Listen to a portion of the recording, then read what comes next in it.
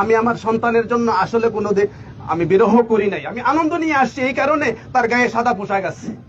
আচ্ছা, পোশাক দিয়ে তাকে আমি সাজাইয়া নিয়ে আসছি, যেমন নাকি বর সেজে আসে, কনের বাড়িতে বর সেজে আসে, আমি তাকে সাজাইয়া নিয়ে আসি জান্নাতে দেওয়ার জন্য। শুক্রবারে বিকাল থেকে তার জবানের মধ্যে তেলাওয়াত ছিল, জবান থেকে তেলাওয়াত বের হয়েছে, ওয়াল্লাহুল্লাযী লা ইলাহা ইল্লা ওয়ালান তাজিদা লাহু নাসীরা, এরকম আয়াতগুলো পড়তেছিল। হ্যাঁ, অনেকগুলো পড়তেছিল। তারপরে যে আইসিইউতে লাগানো হয়েছে, এগুলো বের হয়েছে। যাই দেখি, আমি শুনি একটু কি পড়তে চাই, কি করতে চাই। তো বাসায় আসলেও কোনোদিন গোসল করে খালি গায়ে বের হয় নাই। আমি বলতাম যে এখানে তো কেউ নাই, না থাকলে কি এটা একটা পর্দা না? তো যাক, আলহামদুলিল্লাহ, আমি আমার আল্লাহ পাক রব্বুল আলামিন কেন আমাকে এই সন্তান দিয়েছেন, এটা না দিলেও তো পারতেন। এখন নিয়ে গেছেন, অনেকে বলে যে অকালে মৃত্যু, আসলে মৃত্যুর কোনো কালই নাই। তো অকাল হবে কিভাবে বলেন তো দেখি?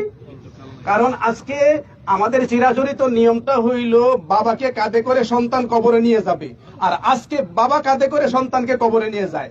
এটা একটা বিরহ থাকতেই পারে, মনের ভিতরে একটা আঘাত আছেই, থাকলেই হবে কি, আমি তার জন্য দোয়া করছি, 2 রাকাত নামাজও পড়ছি। আমি 2 রাকাত নামাজও পড়ছি।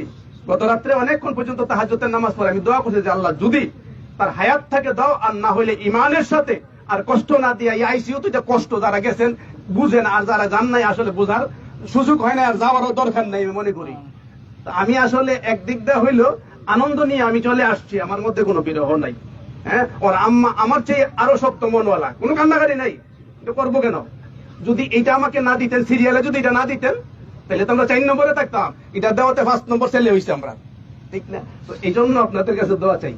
আমি হাসি মুখে কিন্তু আসলে সারাটা ঢাকা থেকে আমি পর্যন্ত আসছি। বাইতুল মুকাররমের সন্তানটা জোহরের পরে নামাজের কথা ছিল, আসরের পরে হয়েছে।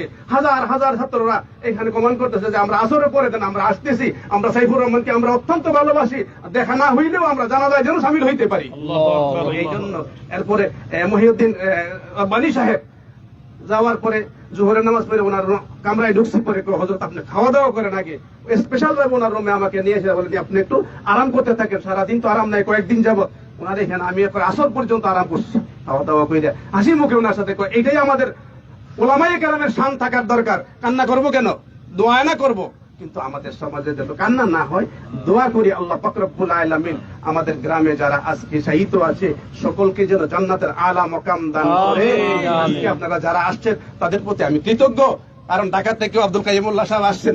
আসলে গতকাল আমার এখানে গিয়েছেন, এর আগেও গিয়েছেন, বারবার দেখা করেছেন। যে